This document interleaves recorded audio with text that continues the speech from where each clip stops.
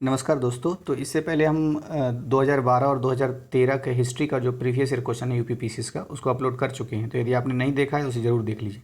इस वीडियो में हम 2014 और 2015 के हिस्ट्री के क्वेश्चंस को देखने वाले हैं जो विगत वर्षों में आ चुके हैं। पहले है प्राचीन इतिहास का क्वेश्चन। फर्स्ट क्या है, कनिष्क के सारनाथ बौद्ध प्रतिमा अभिलेख की तिथि क्या है? तो जो कनिष्क के सारनाथ का जो बौद्ध प्रतिमा था उसके अभिलेख की तिथि है 81 ईस्वी। कैसे? इसके पीछे स्टोरी ये है कि जो सारनाथ में जो बौद्ध की प्रतिमा थी ये पहले मथुरा में था और कनिष्क का जो राजरोहन हुआ 78 ईस्वी में। तो 78 ईस्वी के 3 साल बाद, राजरोहन के 3 साल बाद यानी 81 ईस्वी में मथुरा से ला करके कहाँ रखा गया?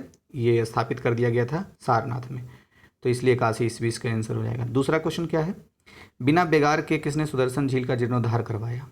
तो रुद्रदामन प्रथम। क्या है इसके पीछे स्टोरी? देखिए, जैसे कि जूनागढ़ का अभिलेख है, तो जूनागढ़ अभिलेख से क्या पता चलता है कि 170 ईस्वी में रुद्रदामन ने गिरनार के निकट सुदर्शन झील की मरम्मत करवाई और वो भी बिना बेगार के करवाई थी। अब एक प्रश्न ये इसमें बनता है कि रुद्रदामन प्रथम ने जिस झील की मरम्मत करवाई सुदर्शन झील की, तो उसको बनवाया किसने था? तभी तो इसने मरम्मत करवाई। तो चंद्रगुप्त मौर्य ने बनवाया था, ध्यान रखना है। और रुद्रदामन प्रथम शक वंश से संबंधित है, ये भी ध्यान रखना है।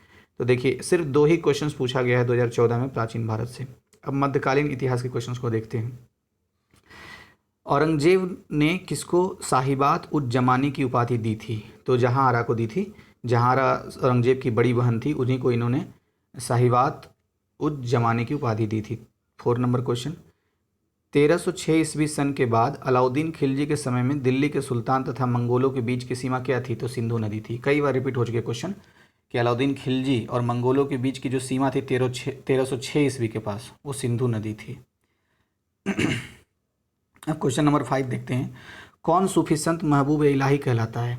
एकदम ये हॉट क्वेश्चन है, कई बार कई एग्जाम में आ चुका है। महबूब इलाही का जो नाम है ये शेख निजामुद्दीन औलिया से संबंधित है। शेख निजामुद्दीन औलिया को ही महबूब इलाही कहा जाता था। देखिए, इससे रिलेटेड 2-3 बातें जान लेते हैं। पहले ये, जैसे इनके गुरु का नाम क्या था? तो बाबा फरीद, यानी बाबा फरीद के शिष्य थे शेख निजामुद्दीन औलिया, और शेख निजामुद्दीन औलिया के शिष्य थे अमीर खुसरो। अब इसको ऐसे भी कह सकते हैं कि अमीर खुसरो के गुरु थे शेख निजामुद्दीन औलिया और शेख निजामुद्दीन औलिया के गुरु थे बाबा फरीद। अच्छा, एक कथन है ना, होनज दिल्ली दुरस्त, यानी दिल्ली अभी दूर है, ये इन्हीं से संबंधित है, निजामुद्दीन औलिया से। 6 नंबर देखते हैं। ख्वाजा मोइनुद्दीन चिश्ती किसके शिष्य थे? तो ख्वाजा उस्मान हरूनी के, यानी ख्वाजा चिश्ती सिलसिला इन्हीं से जुड़ा हुआ है। ख्वाजा मोइनुद्दीन चिश्ती के गुरु का नाम था ख्वाजा उस्मान हरूनी, ऐसे भी समझ सकते हैं। अच्छा, अभी बताया था, बताइए कि अमीर खुसरो के गुरु का नाम क्या था? कमेंट बॉक्स में बताइए। 7 नंबर, अबुल फजल द्वारा अकबरनामा पूरा किया गया था। तो 7 वर्ष लगी थी अबुल फजल को अकबरनामा पूरा करने में। 1590 में अबुल फजल ने शुरू किया अकबरनामा को लिखना और फिर 1596 में इन्होंने समाप्त किया था। तो विकल्प ए इसका सही आंसर हो गया। 8 नंबर क्वेश्चन, दस्तार बंदान कौन कहलाते थे? तो उलेमा कहलाते थे। देखिए, जो सल्तनत काल में जो न्यायिक पदों पर बैठता था ना व्यक्ति, उसे उलेमा कहते थे, और यही उलेमाओं का जो समूह होता था उसको दस्तार बंदान कहते थे। क्यों कहते थे? क्योंकि वो पगड़ी पहनते थे और वो पगड़ी दरअसल आधिकारिक पगड़ी होती थी, सामान्य पगड़ी नहीं थी, इसीलिए उनको दस्तार बंदान कहते थे। तो अब ये मध्यकालीन भी खत्म हो गया। आधुनिक इतिहास से क्वेश्चन देखिए। एक चीज़ अभी तक समझ में आ रहा है कि आधुनिक इतिहास से क्वेश्चन प्राचीन और मध्यकालीन भारत की तुलना में ज़्यादा क्वेश्चन होते हैं। देखिए क्या है, बंगाल के विभाजन के समय बंगाल का लेफ्टिनेंट गवर्नर था। तो लेफ्टिनेंट गवर्नर के बारे में पूछ रहा है, तो सन एंड्रूज फ्रेजर थे। सन एंड्रूज फ्रेजर। तो वैसे 1903 से 1908 तक सर एंड्रूज फ्रेजर रहे हैं। लेकिन आप मुझे एक बात बताइए कमेंट बॉक्स में कि कौन से गवर्नर जनरल के काल में बंगाल का विभाजन हुआ था? कमेंट बॉक्स में बताइए, इंतज़ार कर रहा हूँ आपके आंसर का। 10 नंबर, ब्रिटिश पत्रकार H.W. नेविंसन जुड़े थे। तो ब्रिटिश पत्रकार H.W. नेविंसन स्वदेशी आंदोलन से जुड़े हुए थे। ये विभिन्न अखबारों के लिए रिपोर्टिंग करते थे, जैसे कि मानचेस्टर गार्जियन, ग्लासगो हेराल्ड और डेली क्रॉनिकल, इस सब चीज़ के लिए। और स्वदेशी आंदोलन में जो भी घटनाक्रम हुई वो सब का इन्होंने एक पुस्तक में संकलन किया है। उस पुस्तक का नाम है the new spirit in India. तो क्वेश्चन ऐसे ही पूछ सकता है कि the new spirit in India पुस्तक के लेखक कौन है? तो H.W. नेविंसन, ध्यान रखना है। 11 नंबर, जलियांवाला बाग नरसंहार पर कांग्रेस जांच समिति की रिपोर्ट के प्रारूप लिखने का कार्य सौंपा गया था। तो रिपोर्ट लिखने का कार्य सौंपा गया था महात्मा गांधी को। देखिए पहले मैं 2-3 बात बताता हूँ, फिर एक क्वेश्चन पूछूंगा। तो देखिए सबसे पहली बात ये है कि जलियांवाला बाग हत्याकांड जब हुआ तो ब्रिटिश सरकार ने अपनी तरफ से एक कमेटी बनाई जिसका नाम था हंटर समिति, जिसमें से 8 सदस्य थे, 5 ब्रिटिशर्स और 3 भारतीय। लेकिन राष्ट्रीय कांग्रेस ने भी अपने तरफ से एक समिति बनाई जिसकी अध्यक्षता मालवीय जी कर रहे थे, मदन मोहन मालवीय। उसमें कई सदस्य थे, तो इसमें से एक महात्मा गांधी भी सदस्य थे। तो इन्हीं को रिपोर्ट लिखने का दायित्व सौंपा गया था। अब मुझे आप ये बताइए कि जलियांवाला बाग कांड का जो एग्जैक्ट डेट है, डेट, तारीख, महीना के साथ बताइए, वर्ष के साथ, कमेंट बॉक्स में। 12 नंबर, महात्मा गांधी के साथ निम्न मुसलमानों में से किसने बाल गंगाधर तिलक को अर्थी उठाई। अब ये सब क्वेश्चन बिल्कुल एक्सेप्शनल क्वेश्चन है, तो बाई ऐसे इसका आंसर है शौकत अली, लेकिन इसका अननोन क्वेश्चन, तो उसी तरह का एक क्वेश्चन है। अब देखिए 13 नंबर क्वेश्चन, इंडियन ओपिनियन पत्रिका के प्रथम संपादक थे। तो प्रथम संपादक पूछ रहा है इंडियन ओपिनियन के, तो ये मनसुख लाल नजर थे, ध्यान रखना है। लेकिन अगर यही पूछ लेता कि इंडियन ओपिनियन पत्रिका के प्रथम मतलब प्रारंभ किसने किया था, तो प्रारंभ किया था मतलब गांधी जी ने किया था अफ्रीका में 1905 में, तो एम के गांधी हो जाता अगर प्रारंभ पूछता तब। 14 नंबर, दादा भाई नौरोजी के विषय में निम्नलिखित में से कौन सा कथन असत्य है। तो जो सत्य है पहले उसे देख लेते हैं। तो पहला है, वह पहले भारतीय थे जो एल्फिस्टन कॉलेज बम्बई में गणित एवं भौतिकी के प्रोफेसर नियुक्त हुए थे, तो ये सब सही है। दूसरा है, 1892 में उन्हें ब्रिटिश पार्लियामेंट का एक सदस्य निर्वाचित किया गया था, ये भी सही है। तीसरा कथन है, उन्होंने एक गुजराती पत्रिका राष्ट्र गुफ्तार का आरंभ किया, तो ये भी सही है। कभी कभी ऐसे भी क्वेश्चन पूछ लेता है, मतलब मिलान करने में, कि राष्ट्र गुफ्तार के लेखक कौन है, तो दादा भाई नौरोजी, ध्यान रखना है, और ये गुजराती पत्रिका थी। लास्ट कथन है, उन्हें 4 बार भारतीय राष्ट्रीय कांग्रेस की अध्यक्षता की थी उन्होंने। ना, ये गलत है, 3 बार किया था उन्होंने। एक किया था मतलब स्थापना जब हुई कांग्रेस की उसके दूसरे वर्ष, यानी 85 में स्थापना हुई थी कांग्रेस की, 86 में इन्होंने अध्यक्षता किया, और फिर 93 में किया है, और एक 1906 में किया है। 1906 का जो अधिवेशन हुआ था वो कलकत्ता में हुआ था, और इसका एक महत्व है। क्या महत्व है? 1906 के कलकत्ता अधिवेशन में ही पहली बार दादा भाई नौरोजी ने, ध्यान से सुनिएगा, पहली बार दादा भाई नौरोजी ने स्वराज शब्द का इस्तेमाल किया था 1906 के कलकत्ता अधिवेशन में, क्योंकि ये क्वेश्चन भी कई बार पूछा गया है। अब नेक्स्ट क्वेश्चन, भारतीय राष्ट्रीय कांग्रेस का अंतिम अधिवेशन जिसमें बाल गंगाधर तिलक ने भाग लिया था, तो सबसे लास्ट जो था बाल गंगाधर तिलक द्वारा लिया गया, वो अमृतसर का जो दिसंबर 1919 में जो हुआ था उसमें लिया था इन्होंने, क्योंकि ये क्या बोलते हैं, अगस्त 2020 में इनकी मृत्यु हो जाती है, और दिसंबर के आसपास ही हर साल अधिवेशन होता था राष्ट्रीय कांग्रेस का, तो उसे सबसे लास्ट बार लिया था 1919 के अमृतसर अधिवेशन में बाल गंगाधर तिलक ने। 16 नंबर, महात्मा गांधी ने अपनी निम्न पुस्तकों में से किसमें ब्रिटिश पार्लियामेंट को बांझ और वेश्या कहा है। तो हिंद स्वराज में। हिंद स्वराज एक पुस्तक है महात्मा गांधी की, इसमें इन्होंने ब्रिटिश पार्लियामेंट को बांझ भी कहा और वेश्या भी कहा, तो बांझ और वेश्या कहा है। ध्यान रखिएगा कि 1909 में गांधी जी ने हिंद स्वराज की रचना की, और कभी कभी पूछ देता है कि इसकी मूलतः किस भाषा में रचना की गई थी, तो गुजराती भाषा में रचना की गई थी। 17 नंबर, भारतीय राष्ट्रीय आंदोलन से संबंधित निम्नलिखित घटनाओं पर विचार कीजिए और नीचे दिए गए कूट से घटनाओं का सही कालानुक्रम कीजिए। तो देखिए कालानुक्रम वाला क्वेश्चंस आप डेट से ही कर सकते हैं, तो मैं सिर्फ डेट बता देता हूँ।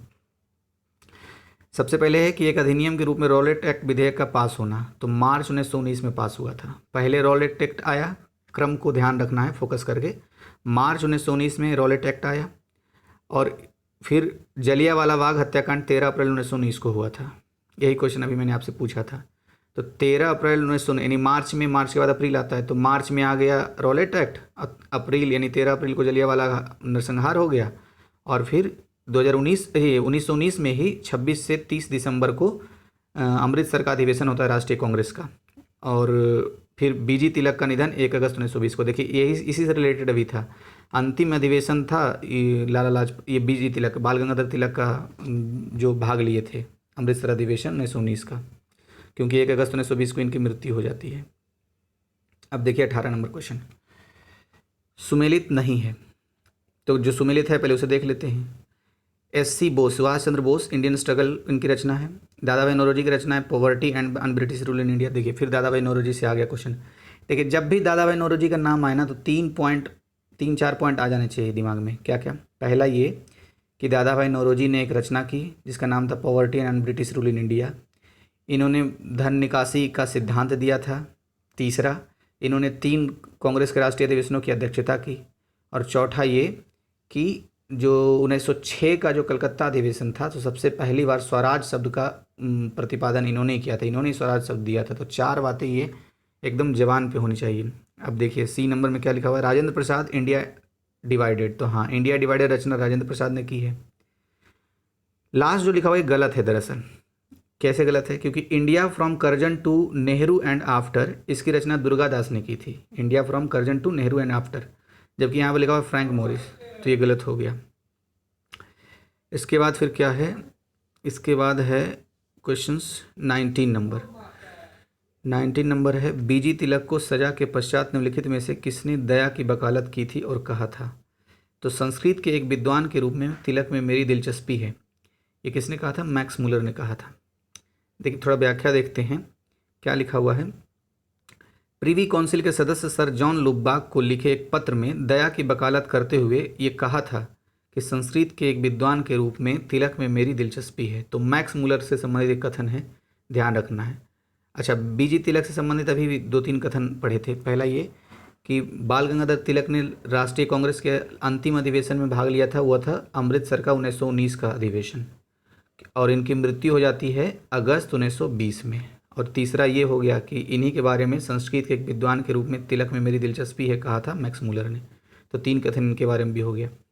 20 नंबर, कांग्रेस के मंच से भारतीय राष्ट्रीय कांग्रेस के किस अधिवेशन में प्रथम बार स्वराज शब्द व्यक्त किया गया था? देखिए आ गया क्वेश्चन ये, इसलिए जो पिछला स्टेटमेंट होता है उसको बार बार रिपीट करते रहना चाहिए जो भी संबंधित है। कलकत्ता अधिवेशन 1906 तो कई बार हो गया।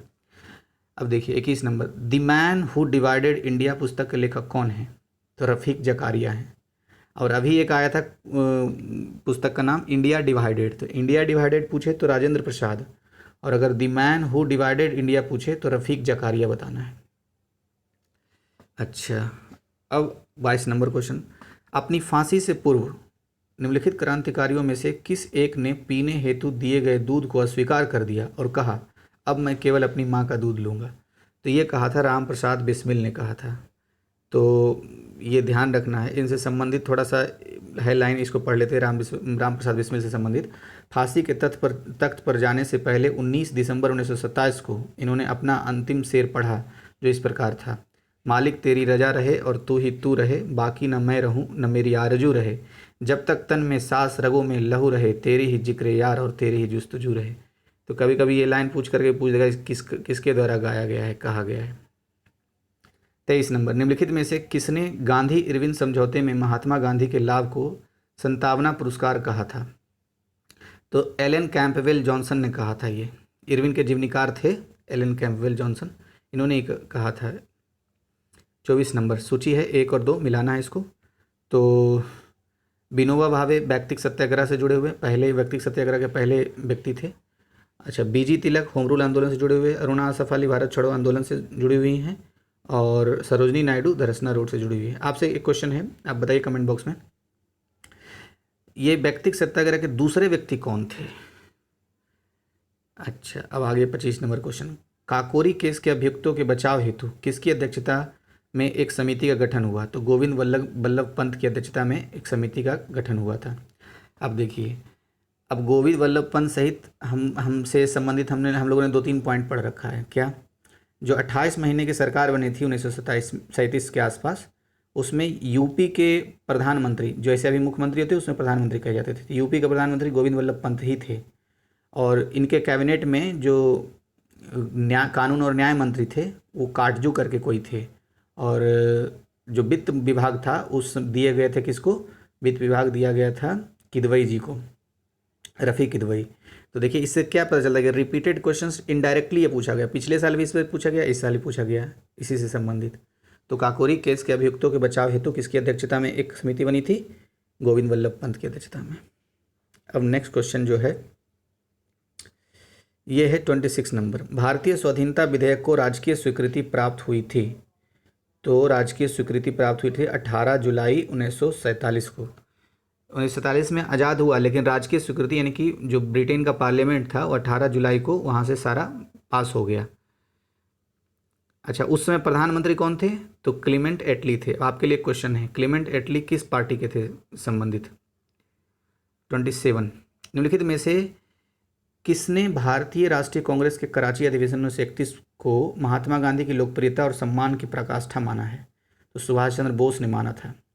इसी अधिवेशन में, जो कराची में 1931 में अधिवेशन हुआ था कांग्रेस का, इसी में इन्होंने कहा था कि गांधी मर सकता है किंतु गांधीवाद नहीं, और इसकी अध्यक्षता वल्लभ भाई पटेल कर रहे थे।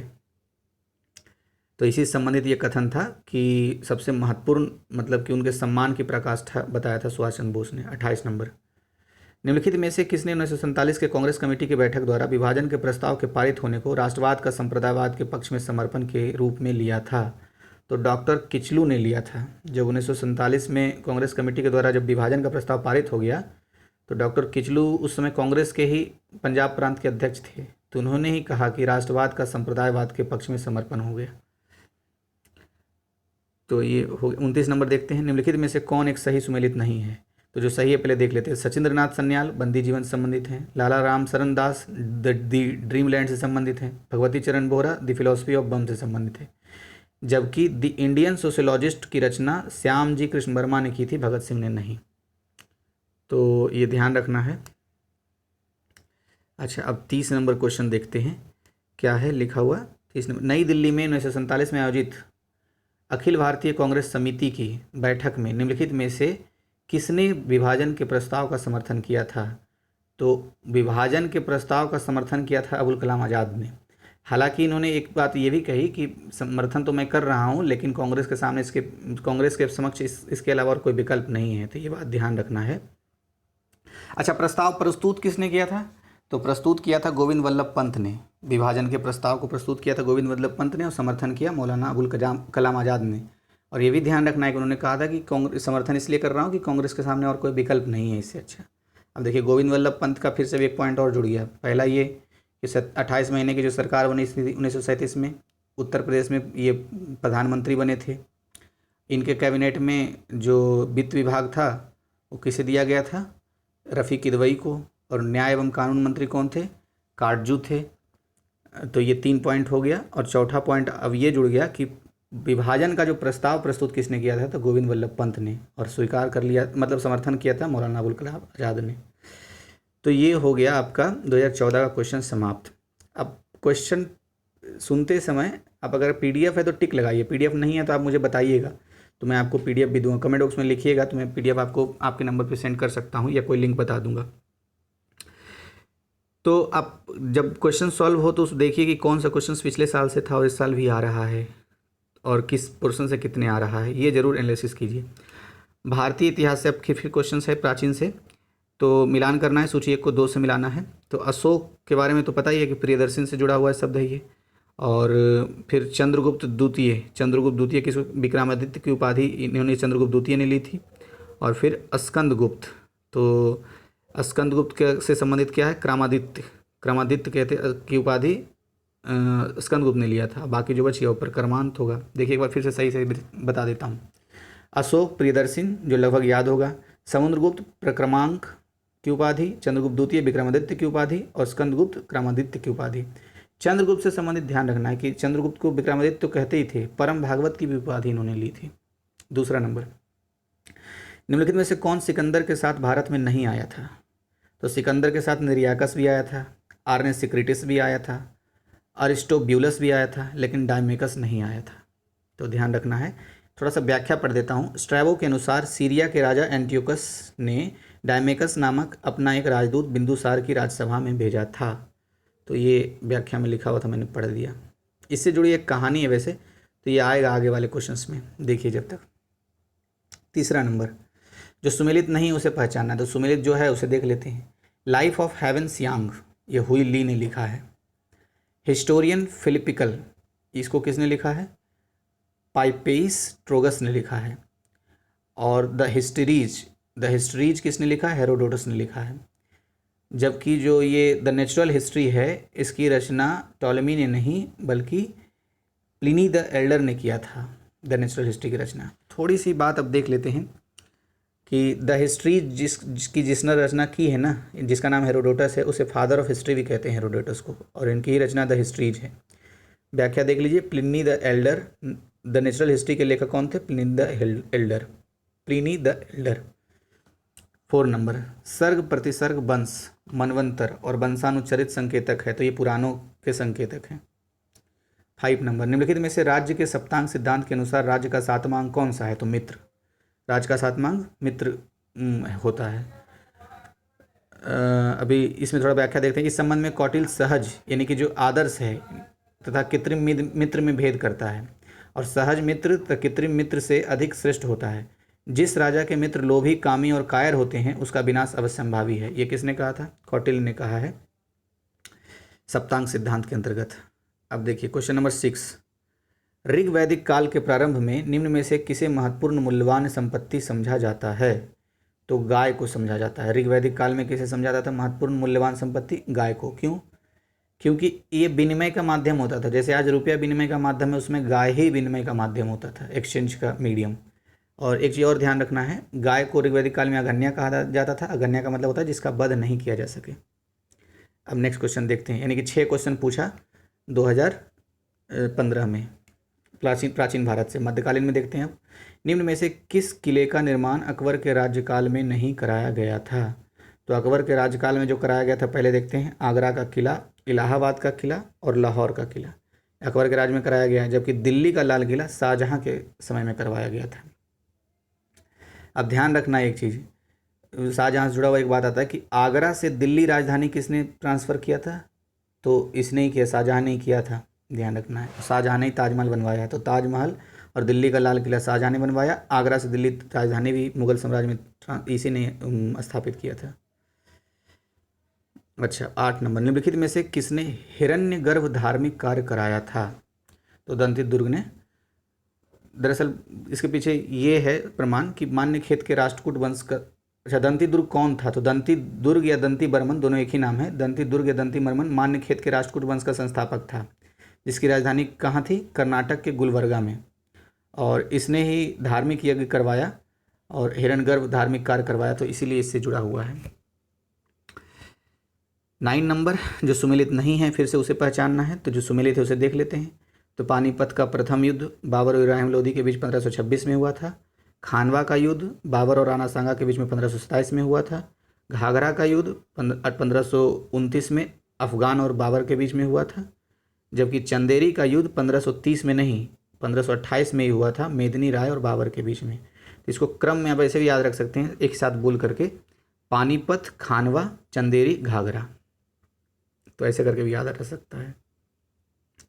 अब देखते हैं आगे ये क्वेश्चन नंबर 10, मुगल सम्राट जहांगीर ने निम्नलिखित में से किसे इंग्लिश खान की उपाधि दी थी?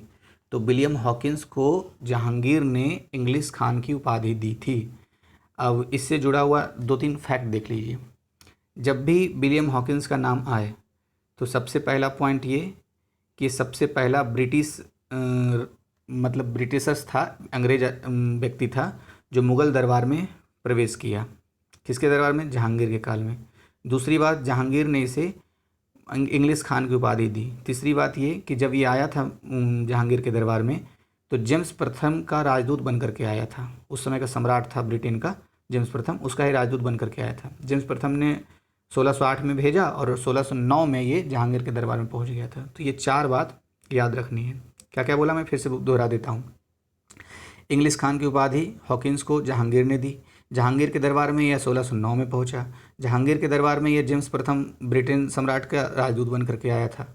और ये पहला ब्रिटिश यात्री था जो यानी अंग्रेज व्यक्ति था जो आया था मुगल दरबार में। तो 4 बातें ये थी। आधुनिक इतिहास।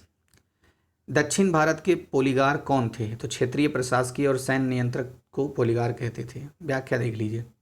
पोलीगार एक सामंतवादी उपाधि थी जो दक्षिण भारत के नायक शासकों द्वारा 16वीं से 18वीं शताब्दी के दौरान नियुक्त किए गए क्षेत्रीय प्रशासकीय और सैन्य नियंत्रकों के एक वर्ग को प्रदान की गई थी। 12 नंबर, सौमेंद्र नाथ टैगोर द्वारा स्थापित दल का क्या नाम है? तो क्रांतिकारी साम्यवादी दल। दरअसल इसके पीछे स्टोरी ये है कि इसकी स्थापना जो है ना क्रांतिकारी साम्यवादी दल की, 1934 में हुई थी सौमेंद्र नाथ टैगोर के द्वारा। यह पार्टी भारतीय साम्यवादी दल यानी सीपीआई से टूट करके बनी थी। अब आपके लिए प्रश्न ये है कि सीपीआई की स्थापना कब और कहाँ हुई थी, बताइए। आपको हिंट यहीं से मिल जाएगा। 13 नंबर, निम्न में से किस अधिवेशन के लिए कांग्रेस ने पहली बार एक महिला अध्यक्ष को चुना था? तो 1917 में पहली महिला अध्यक्ष बनी थी एनी बेसेंट, वो अधिवेशन की अध्यक्षा थी वो। और अगर पूछे प्रथम भारतीय महिला, तब किसका नाम लेंगे? तब लेंगे सरोजनी नायडू का। यानी कांग्रेस के प्रथम भारतीय महिला अध्यक्ष 1925 के कानपुर अधिवेशन में सरोजनी नायडू थी, और प्रथम महिला अध्यक्ष तो कलकत्ता अधिवेशन 1917 में एनी बेसेंट थी। अब कलकत्ता से जुड़ा हुआ एक चीज़ और याद आ रहा है, क्या? 1906 में कलकत्ता में कांग्रेस का अधिवेशन हुआ था, जिसके अध्यक्ष कौन थे? दादा भाई नौरोजी। उन्होंने ही सबसे पहले उसी अधिवेशन में स्वराज शब्द को दिया था। अब देखिए 14 नंबर, लखनऊ में 1857 के स्वतंत्रता संग्राम द्वारा नेतृत्व किसने किया गया था? तो लखनऊ के में नेतृत्व हुआ था हजरत महल के द्वारा। तो ध्यान रखना, थोड़ा सा व्याख्या देख लेते हैं। इसमें से एक दो ऐसे पॉइंट हैं जिससे क्वेश्चन सेपरेटली बनते हैं। तो पहला है कि विद्रोह का प्रारंभ हुआ था 4 जून 1857 को, कहाँ? लखनऊ में, और जिसके नेतृत्व बेगम हजरत महल ने किया। अपने अल्पवयस्क बेटे बिरजिस कादिर को नवाब घोषित करके किया था ये विद्रोह। प्रशासन की बागडोर वैसे अपने हाथों में रखा था। अंत में 21 मार्च 1858 को कैंपवेल ने गोरखा रेजिमेंट की सहायता से लखनऊ पर पुनः अधिकार कर लिया।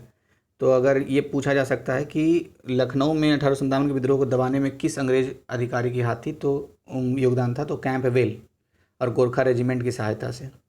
15 नंबर, लोकहितवादी उपनाम किससे संबंधित है? तो ये तो गोपाल हरि देशमुख से संबंधित है। गोपाल हरि देशमुख को ही लोकहितवादी कहते थे। लोकहितवादी उपनाम से दरअसल समाज सुधार, महाराष्ट्र में समाज सुधार के लेख लिखा करते थे ये। इनकी एक पत्रिका थी प्रभाकर, उसी में। 16, कामागाटा मारू क्या था? तो एक जहाज़ था कामागाटा मारू, भाप शक्ति से चलता था, और जापानी समुद्री जहाज़ था कामागाटा मारू। पंजाब से 376 यात्रियों को लेकर के, और ये प्रथम विश्व युद्ध के समय हांगकांग से कनाडा के लिए रवाना हुआ था। लेकिन कनाडा में एशियाई मूल के प्रवासियों से संबंधित बहुत कड़े कानून थे, और उसी कारण कनाडा में इसको प्रवेश की अनुमति ही नहीं दी गई थी। किसको? कामागाटा मारू जहाज को। 17 नंबर, 1946 के कैबिनेट मिशन का नेतृत्व किया गया था। तो 1946 में जो कैबिनेट मिशन आया था भारत में 24 मार्च 1946 को, वो उसके अध्यक्ष थे सर पेंथिक लॉरेंस। वैसे सर पेंथिक लॉरेंस भारत सचिव भी थे उस समय, और इसमें 2 और अन्य सदस्य थे। कौन कौन थे?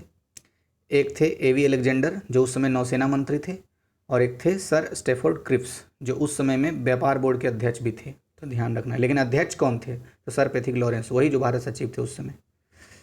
अब वो नेक्स्ट क्वेश्चन है 18 नंबर, 1924 का बंगाल का तारकेश्वर आंदोलन निम्न में से किसके द्वारा था, किसके विरुद्ध था?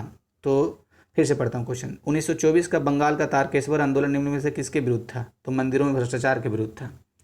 देखिए, तारकेश्वर आंदोलन 1924, ये 2 बात याद रखना है, और मंदिरों में भ्रष्टाचार के विरुद्ध था, ये बात याद रखना है। लेकिन थोड़ा सा स्टोरी समझिए।